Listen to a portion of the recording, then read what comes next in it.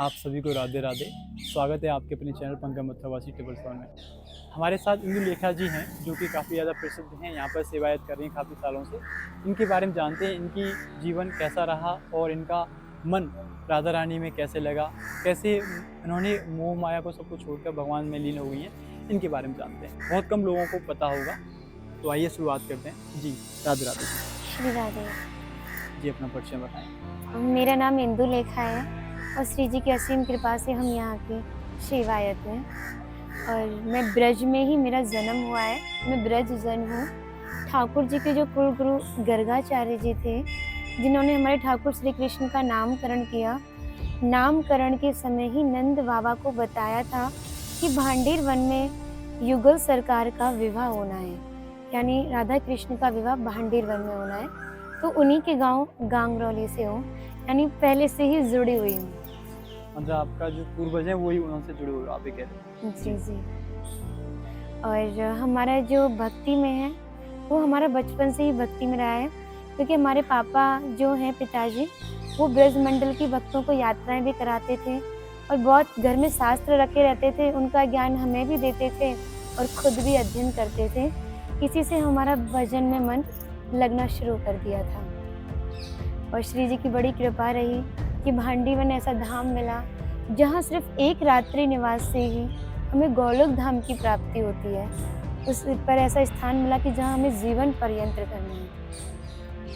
जी।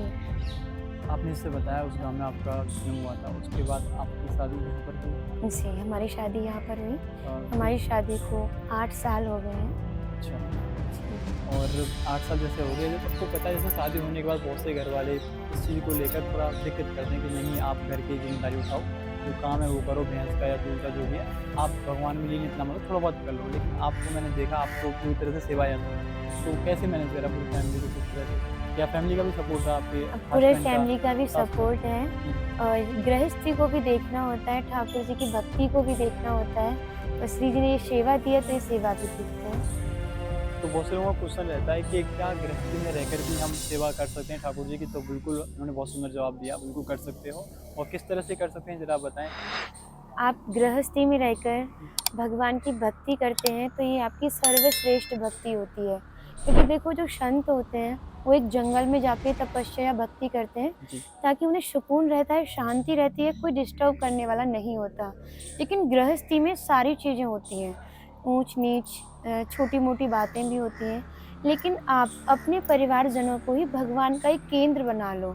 आप उनमें बच्चों में लाला लाली यानी राधा कृष्ण का स्वरूप माने, जो पति हैं उन्हें परमेश्वर भगवान विष्णु का स्वरूप माने, जो हमारी सास है उन्हें माता का स्वरूप माने, ससुर हैं उन्हें शंकर का स्वरूप माने। ऐसे ही आप अपने परिवार में देवताओं का स्वरूप मान के उनकी निष्ठा से उनकी सेवा करें और भगवान की भक्ति करें। ये सर्वश्रेष्ठ भक्ति है।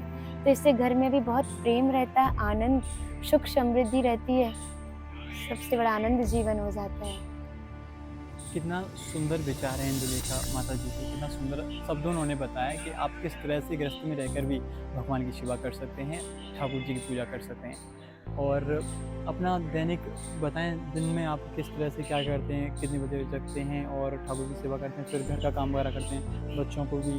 कितने बच्चे हैं आपके पास? और मेरे पास 2 बच्चे हैं, अभी लड़का एक लड़की या? बेटा हुआ है 3 महीने का, 2 बेटा हैं आपका? एक बेटी वाह क्या बात है। 5 साल की बेटी है जो अभी स्कूल गई है और बेटा भी 3 महीने का है। हम प्रातः 4 बजे स्नान करके घर की झाड़ू पोछा करने के बाद थोड़ी भक्ति करते हैं, 1 घंटे माला जप करते हैं। उसके बाद हमारा 5:30 पौने 6 बजे का टाइम हो जाता है। फिर लाड़ू के लिए लंच तैयार करते हैं, उसको स्कूल तैयार करने के बाद भेजते हैं। फिर 6:30-7 बजे यहाँ पे आते हैं, जो भी भक्त होते हैं उनको प्रसाद देते हैं, जो नहीं होते तो अपने घर के काम काज, रोटी पानी सब्जी इनमें लगे रहते हैं। और फिर लाला है उसको भी देखना होता है। बस ऐसे ही दिनचर्या आपके जो चलती है।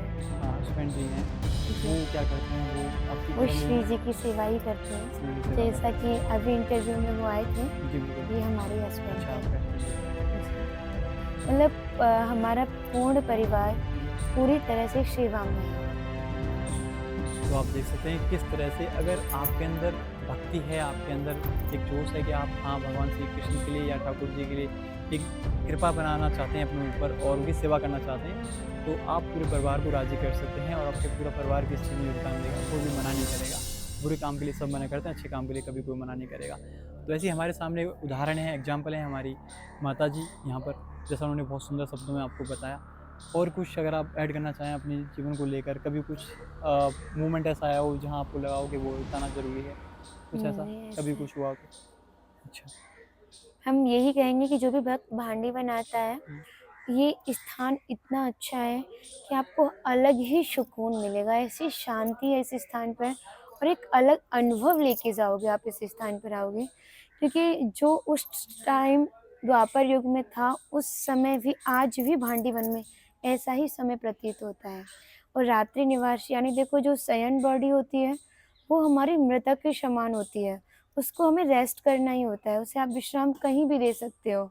लेकिन आपको द्वापर युग का भाव अगर जानना है तो भांडिर बनाएं और एक रात्रि निवास अवश्य करें। जैसा हमारी माताजी ने बताया कि अगर आप कहीं से भी आते हैं, तो यहाँ पर एक रात्रि ज़रूर रुकें और रुकने के बाद फिर आप खुद अपने आप को देखो कि आपके अंदर आप वो नहीं रहोगे जो आप आए थे। आपके अंदर बहुत सारी चेंजेस आ जाएँगी और आप आध्यात्मिक जीवन से जुड़ जाओगे भगवान श्री कृष्ण लीला में।